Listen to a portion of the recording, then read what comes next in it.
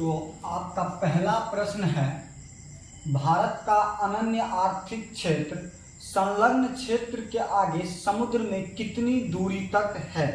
देखिए, भारत का अनन्य आर्थिक क्षेत्र संलग्न क्षेत्र के आगे कितनी दूरी तक है। तो संलग्न क्षेत्र के आगे कितनी दूरी तक होता है, 200 समुद्री मील तक होता है, 200 समुद्री मील तक होता है। नेक्स्ट प्रश्न देखिए, कहता है लक्षद्वीप समूह में प्रबल द्वीपों की संख्या कितनी है। प्रवाल द्वीपों की संख्या कितनी है, तो प्रवाल द्वीपों की संख्या 10 है। लक्षद्वीप में प्रवाल द्वीपों की संख्या कितनी है, 10 प्रवाल द्वीप है। नेक्स्ट प्रश्न देखिए, नेक्स्ट प्रश्न कहता है भारतीय संविधान में सार्वजनिक व्यस्क मताधिकार, इस अधिकार के आधार पर जितने भी भारत के नागरिक हैं वो अगर 18 वर्ष का आयु प्राप्त कर चुके हैं तो उसे वोट देने का अधिकार प्राप्त होता है, सरकार चुनने का अधिकार प्राप्त होता है, चुनाव में वो सरकार को चुन सकते हैं। तो वही कहता है वयस्क मताधिकार की व्यवस्था किस अनुच्छेद में है, किस अनुच्छेद में है। तो देखिए अनुच्छेद 226 में, किसमें है, 226 में वयस्क मताधिकार का वर्णन संविधान के कितने अनुच्छेद में है, किस अनुच्छेद में है, तो 226 के अनुच्छेद में है। लक्षद्वीप में प्रवाल द्वीपों की संख्या कितनी है, 10 है। लक्षद्वीपों में प्रवाल द्वीप समूह कितने हैं, तो प्रवाल द्वीपों की संख्या कितने हैं, 10 है। देखिए भारत का अनन्य आर्थिक क्षेत्र संलग्न क्षेत्र के आगे समुद्र में कितना होता है, तो 200 नॉटिकल मील होता है। नेक्स्ट प्रश्न देखिए, कहता भारतीय संविधान के किस अनुच्छेद में पर्यावरण संरक्षण व संवर्धन उपबंधित है, संवर्धन उपबंधित है। तो भारतीय संविधान के किस अनुच्छेद में, भारतीय संविधान के किस अनुच्छेद में पर्यावरण संरक्षण तथा संवर्धन उपबंधित है। तो ये 48 के क में है, कितना में है, 48 के क पर्यावरण से संबंधित है, पर्यावरण के संरक्षण और उसके संवर्धन से संबंधित है, संवर्धन से संबंधित है। नेक्स्ट प्रश्न देखिए, कहता भारत में नागरिकता संबंधित कानून का बनाने का अधिकार किसे है। तो भारतीय संविधान में नागरिकता संबंधित कानून बनाने का अधिकार किसे है, तो ये संसद के पास है। किसके पास है, संसद के पास है। चलिए नेक्स्ट प्रश्न देखते हैं, कहता कर्क रेखा और मकर रेखा के बीच के क्षेत्र को क्या कहा जाता है, के बीच के क्षेत्र को क्या कहा जाता है। तो कर्क रेखा और मकर रेखा के क्षेत्र बीच के क्षेत्र को उष्णकटिबंधित क्षेत्र कहा जाता है, उष्णकटिबंधीय क्षेत्र कहा जाता है। तो देखिए पहले एक बार फिर से देख लेते हैं, भारत का आर्थिक अनन्य क्षेत्र या बोले तो भारत का अनन्य आर्थिक क्षेत्र संलग्न क्षेत्र के आगे समुद्र में कितनी दूरी तक होता है, 200 समुद्री मील तक होता है।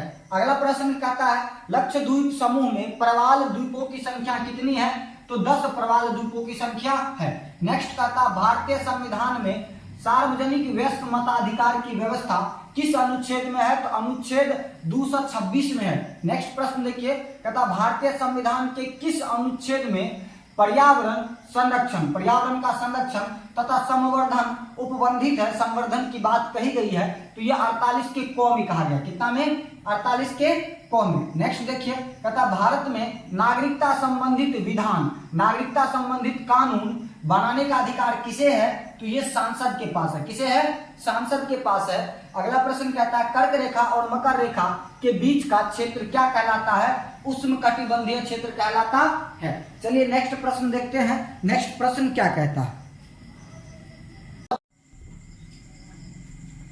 तो अगला प्रश्न है आपका, डेकन्सबर्ग किस देश का प्रसिद्ध पर्वत है, किस देश का पर्वत है या फिर प्रसिद्ध पर्वत है। डेकन्सबर्ग किस देश का प्रसिद्ध पर्वत है, तो ये किस देश का प्रसिद्ध पर्वत है, दक्षिण अफ्रीका का। किस देश का है, दक्षिण अफ्रीका का प्रसिद्ध पर्वत है डेकन्सबर्ग। नेक्स्ट प्रश्न देखिए, दिल्ली के सुल्तान ने घोड़ा दागने की प्रथा आरंभ किया। तो दिल्ली के किस सुल्तान ने घोड़ा दागने की प्रथा का आरंभ किया? तो अलाउद्दीन खिलजी ने घोड़ा दागने की प्रथा का आरंभ किया। तो दिल्ली के किस सुल्तान ने घोड़ा दागने की प्रथा का शुरुआत किया? अलाउद्दीन खिलजी ने। डेक्कन वर्ग पर्वत किस देश का प्रसिद्ध पर्वत है? तो ये प्रसिद्ध पर्वत है दक्षिण अफ्रीका का। कहां का है? दक्षिण अफ्रीका का। नेक्स्ट देखिए, सिंधु घाटी सभ्यता के लोगों को किस धातु का ज्ञान नहीं था? तो सिंधु घाटी सभ्यता के लोगों का लोहा का ज्ञान नहीं था। सिंधु घाटी सभ्यता के लोगों को लोहा का ज्ञान नहीं था। अगला देखिए प्रश्न कहता है, बुद्ध चरित्र के रचयिता कौन है? बुद्ध चरित्र के लेखक कौन है? तो बुद्ध चरित्र के लेखक अश्वघोष है। कौन है? बुद्ध चरित्र के लेखक अश्वघोष है। नेक्स्ट प्रश्न देखिए, नेक्स्ट प्रश्न कहता है, गौतम बुद्ध का जन्म कहाँ हुआ था? तो गौतम बुद्ध का जन्म कहाँ हुआ था? यह हुआ था कपिलवस्तु में। कहाँ हुआ था? कपिलवस्तु एक स्थान का नाम है जिसे आधुनिक नाम में रुम्मनदोई भी कहा जाता है। वहीं पे क्या हुआ था? महात्मा बुद्ध का जन्म हुआ था। गौतम बुद्ध का जन्म हुआ था। नेक्स्ट प्रश्न देखिए, कहता ब्रह्म समाज के संस्थापक कौन थे? ब्रह्म समाज के संस्थापक कौन थे?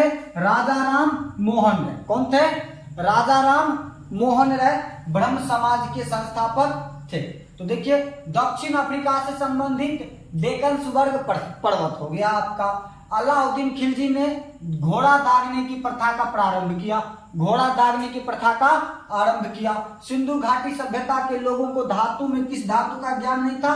लोहा का और तलवार का। किस चीज का? तलवार का ज्ञान नहीं था। मतलब ये लोग युद्ध प्रिय नहीं थे बल्कि शांति प्रिय थे। ये लोग क्या थे? शांति प्रिय थे। इन लोगों को तलवार का भी ज्ञान नहीं था। उसके बाद देखिए, बुद्ध चरित्र के लेखक कौन है? तो बुद्ध चरित्र के लेखक कौन है? अश्वघोष है। कौन है? अश्वघोष। ठीक। नेक्स्ट भी देख लीजिए कि गौतम बुद्ध का जन्म तो ये कपिलवस्तु में। कहां पे हुआ? कपिलवस्तु में। ब्रह्म समाज राजा राम मोहन राय। ब्रह्म समाज राजा राम मोहन राय इसके संस्थापक रहे।